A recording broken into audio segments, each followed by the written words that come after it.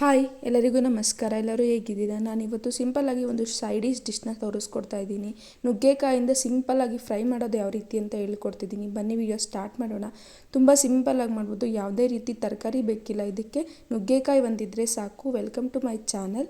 ಈಗ ಸ್ಟವ್ ಮೇಲೆ ಒಂದು ಪ್ಯಾನ್ ಇಟ್ಕೊಂಡಿದ್ದೀನಿ, ಲೋ ಫ್ಲೇಮ್ ಇರಲಿ. ಈಗ 1.5 ಟೀ ಸ್ಪೂನ್ ಆಗೋಷ್ಟು ಜೀರಿಗೆ ಸೇರಿಸ್ಕೊಂಡು ಚೆನ್ನಾಗಿ ಫ್ರೈ ಮಾಡ್ಕೊಳ್ತಿದ್ದೀನಿ. ಜೀರಿಗೆ ಚೆನ್ನಾಗಿ ಫ್ರೈ ಆಗಬೇಕು. ಜೀರಿಗೆ ಫ್ರೈ ಆದಮೇಲೆ 1 ಸ್ಪೂನ್ ಆಗೋಷ್ಟು ಕಡಲೆಪಪ್ಪು, 2 ಸ್ಪೂನ್ ಆಗೋಷ್ಟು ಕಡಲೆಬೀಜ ಸೇರಿಸ್ಕೊಂಡು ಚೆನ್ನಾಗಿ ಫ್ರೈ ಮಾಡ್ಕೊಳ್ತಾ ಇದ್ದೀನಿ. ಅದು ಸ್ವಲ್ಪ ಚೆನ್ನಾಗಿ ಫ್ರೈ ಆಗಬೇಕು, ಕ್ರಿಸ್ಪಿ ಆಗಬೇಕು. ಆಮೇಲೆ ಕರಿಬೇವಿನ ಸೊಪ್ಪು ಮತ್ತು 4 ಮೆಣಸಿನ್ಕಾಯಿ ತೊಗೊಂಡಿದ್ದೀನಿ. ನಾನು ಸ್ಪೈಸಿಯಾಗಿ ಮಾಡ್ತಾಯಿದ್ದೀನಿ, ಹಾಗಾಗಿ 4 ತೊಗೊಂಡಿದ್ದೀನಿ. ಕರಿಬೇವಿನ ಸೊಪ್ಪು ಮತ್ತು ಮೆಣಸಿನ್ಕಾಯಿ ಚೆನ್ನಾಗಿ ಫ್ರೈ ಆಗಬೇಕು. ನಾನು ಕುಟ್ಟೋಕಳನ್ನ ಬಳಸ್ಕೊಂಡು ಚೆನ್ನಾಗಿ ಕುಟ್ಕೊಳ್ತೀನಿ.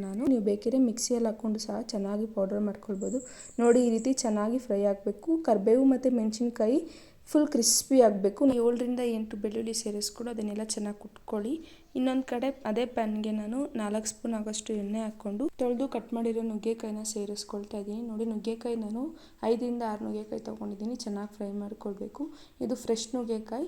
ನೀವು ಫ್ರೆಶ್ ಆಗಿ ಮಾಡೋದ್ರಿಂದ ಟೇಸ್ಟ್ ತುಂಬ ಚೆನ್ನಾಗಿರುತ್ತೆ. 1.5 ಟೀ ಸ್ಪೂನ್ ಆಗೋಷ್ಟು ಉಪ್ಪು ಸೇರಿಸ್ಕೊಂಡು ಫ್ರೈ ಮಾಡ್ಕೊಳ್ತಿದ್ದೀನಿ.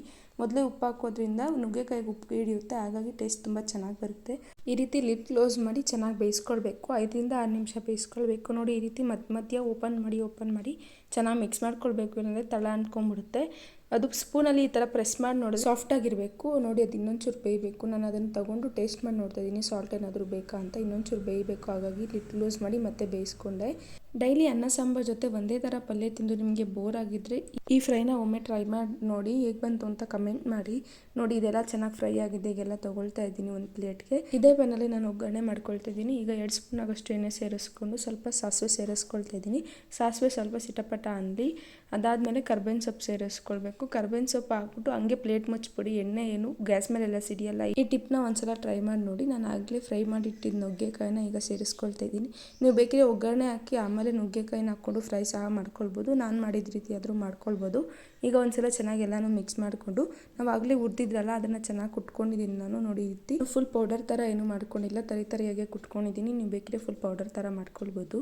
ಇದನ್ನೆಲ್ಲ ಸ್ವಲ್ಪ ಚೆನ್ನಾಗಿ ಫ್ರೈ ಮಾಡ್ಕೊಂಡಿದ್ದಾದಮೇಲೆ 1 ಸ್ಪೂನ್ ಆಗೋಷ್ಟು ಚಿಕನ್ ಮಸಾಲ ಸೇರಿಸ್ಕೊಳ್ತಾ ಇದ್ದೀನಿ.